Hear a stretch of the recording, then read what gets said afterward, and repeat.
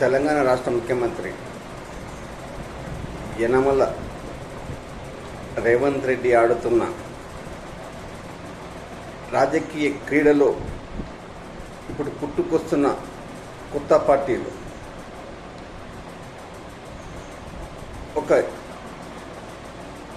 యూట్యూబర్గా ప్రజాదరణ పొందిన తీన్మాల్ Mallanna alias చింతపడ Naveen Congress party ఎమ్మెల్సీగా పోటీ చేసి విజయం సాధించారు.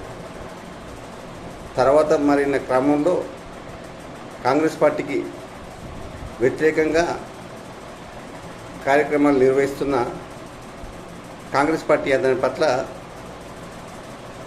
ఉదాసీన వైఖరి అవలంబిస్తుంది. ఇదిలా ఉండగా ఇప్పుడు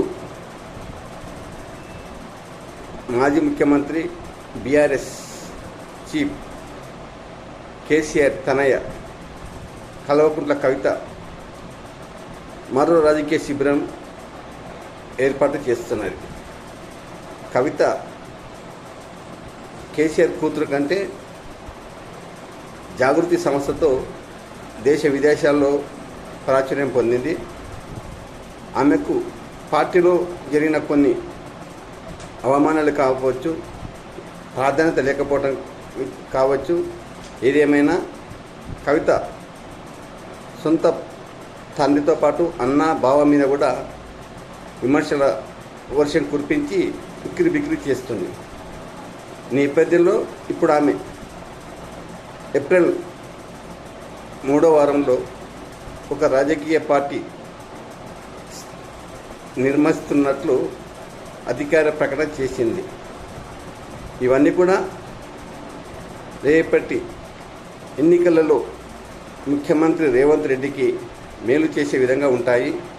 ఎలా ఉంటాయనేది వచ్చే వీడియోలో సమగ్ర రిపోర్ట్ ఇచ్చే ప్రయత్నం చేస్తాను.